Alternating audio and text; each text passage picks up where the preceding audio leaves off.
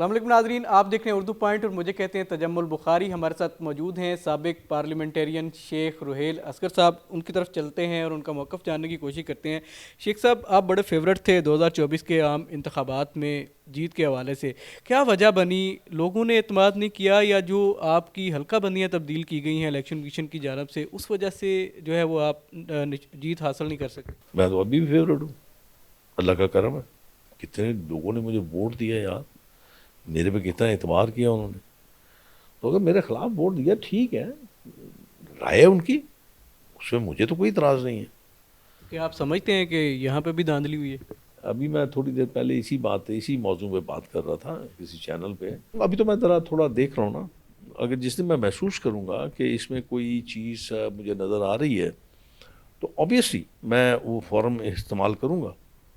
ایسے نہیں کروں گا کہ باہر جا کے شور مچانا شروع کر دوں یا یہاں پہ دھاندلی کا شور مچانا شروع کر دوں یا پریس کانفرنسیں کرنی شروع کر دوں. نہیں، آپ نے جا کے اپنا جو فورم ہے میرا الیکشن کمیشن اسے درخواست دوں گا. اور یہ جو ہے ایک صحیح طریقہ تو یہی ہے نا. اچھا، یہ بتا دیجیے گا کہ جس امیدوار نے آپ کو یہاں پہ شکست دی وہ واپس مسلم لیگ نون میں اس نے شمولیت اختیار کر لی، تو اس کو پارٹی میں لینے سے پہلے آپ کی جماعت نے آپ کے ساتھ کوئی آپ کو اعتماد میں لیا یا اس حوالے سے کوئی مشاورت ہوئی؟ نہیں، کیوں مشاورت میں لیتے ہیں؟ میں اس سوال کو، ویسے عجیب سا سوال ہے، میں سمجھ نہیں. بیسیکلی عطاء تارڑ سے یہی سوال ہوا تھا تو انہوں نے کہا تھا کہ ہم نے شیخ رحیل اصغر صاحب کو اعتماد میں لے کے وسیم قادر کو جو اپنی جماعت میں لیا، تو اس ضمن میں یہ پوچھنا چاہ رہا ہوں کہ ایسا کچھ ہے؟ اب میں ان کو جھوٹا بھی نہیں کہہ سکتا. میری یہ بڑی بدقسمتی ہے. اب میں کیا کہوں؟ یہ بات کرنے سے پہلے ان کو مجھ سے ضرور بات کر لینی چاہیے تھی. کر لیتے تو میں یہ کہتا کہ نہیں، یہ غلط نہیں کہہ رہے، ٹھیک کہہ رہے. لیکن چونکہ انہوں نے میرے ساتھ بات نہیں کی، میرے بغیر یہ بات کی ہے، تو میں یہ کہوں گا کہ وہ غلط بیان نہیں کر رہے ہیں. اچھا، یہ بتا دیں کہ مسلم لیگ نون جو ہے وہ فارم 47 کے اوپر بزید ہے کہ جو وہ نتائج ہیں یہی ٹھیک ہے، لیکن جو آپ کے مخالف جو جماعت ہے آزاد امیدوار جو ہارے ہوئے ہیں وہ کہتے ہیں فارم 45 کے اوپر بات کی جائے. تو یہ قوم کو کس الجھن میں جو ہے وہ؟ میں وہی آپ سے گزارش کر رہا ہوں. میں میرے خیال میں الیکشن کے فوراً بعد میں یہ بات کر رہا تھا کہ ایک مزاج ہے ہمارا. ہم صرف اپنے آپ کو جیت کی مسند پہ دیکھنا چاہتے ہیں، ہارنا تو سیکھا ہی نہیں ہم نے. اور اگر فرض کیجئے آپ یہ کہتے ہیں آپ 47 45 کے درمیان پھنسے ہوئے ہیں، تو اس کے بہترین فورم ہے آپ کے پاس. چلے جائیے جا کے اپنا موقف بیان کیجئے الیکشن کمیشن میں. آپ سمجھتے ہیں کہ الیکشن کمیشن آپ کی بات نہیں سنتا، ٹریبونل میں چلے جائیں. اگر وہ بھی بات نہیں سنیں گے ہائی کورٹ میں چلے جائیں، ہائی کورٹ سے سپریم کورٹ میں چلے جائیں. تو نہیں، اگر آپ نے اپنی مذاق کی اڑانا ہے اس سسٹم کا، تو پھر میں آپ کا منہ تو نہیں پکڑ سکتا، نہ الفاظ پکڑ سکتا ہوں. آپ کی مرضی، آپ جو مرضی کرتے رہیں. اچھا، وزیر اعلیٰ پنجاب مریم نواز منتخب ہو گئیں اور انہوں نے اپنا کام بھی شروع کر دیے، تو کیا نظر آ رہا ہے آپ کو کہ وہ ایک کامیاب وزیر اعلیٰ کے طور پہ نظر آ رہی ہیں یا ابھی وہ سیکھنے کے مراحل میں؟ نہیں، دیکھیں، دو چیزیں ان کے ساتھ ہیں نا. ایک آپ یہ چیز نہ بھولیں، ایک تو خود کافی ماشاءاللہ زیرک ہیں. اب تو بڑی سیزنڈ پولیٹیشین بھی ہو گئی ہیں وہ. اور دوسرا سب سے بڑی بات ہے کہ والد کا سایہ ان کے سر پہ ہے، ان کا چچا پرائم منسٹر ہے. تو یہ اسسٹنس تو ان کو رہے گی، اور یہ چیزیں جو ہے وہ ان کی مشاورت لے کے چلتی رہیں گی، اور میرا خیال میں بہتر رہے گا.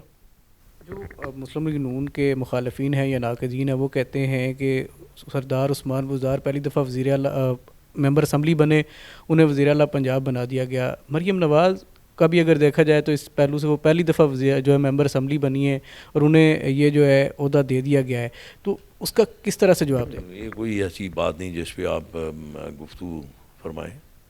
ٹھیک ہے، پاکستان مسلم لیگ نون کے سربراہ کا ایک فیصلہ. جب شاہد خاقان عباسی کو بنایا تھا تو اس وقت ٹھیک تھا وہ. اب ان کی اپنی ثوابدید ہے نا، جس کو چاہے بنا دیں. بنایا انہوں نے. آپ نے شاہد خاقان عباسی کا نام لیا، تو اس طرح کئی اور ایسے بھی نام ہیں جو ایک وقت میں میاں محمد نواز شریف کے بڑے قریب تھے، ان کے قریبی ساتھی تھے، لیکن جیسے وقت گزرتا ہے دراڑیں جو ہیں وہ پیدا ہونا شروع ہو جاتی ہیں. تو اس کی کیا وجہ ہے؟ فالٹ کہاں پہ ہوتا ہے؟ سیاست ہوتی ہے، سیاست میں یہی ہوتا ہے.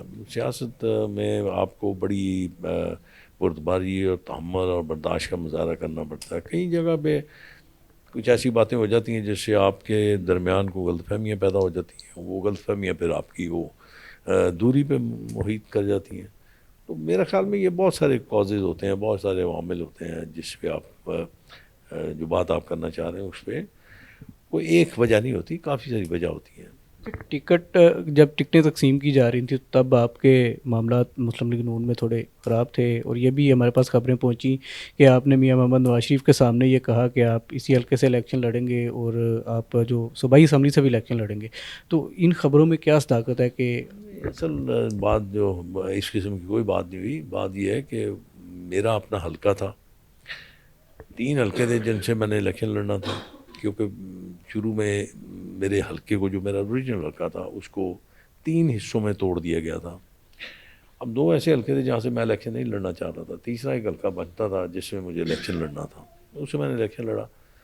تو اس قسم کی کوئی گفتگو نہیں ہوئی، یہ صرف مس کوٹنگ ہوتی ہے، اور یہ کوئی نئی بات نہیں ہے، چلتا رہتا ہے اور کام ہی کوئی نہیں ہے، آپ کرتے رہتے ہیں ایسی باتیں اور میں سنتا رہتا ہوں، میں سن کے جواب بھی نہیں دیتا۔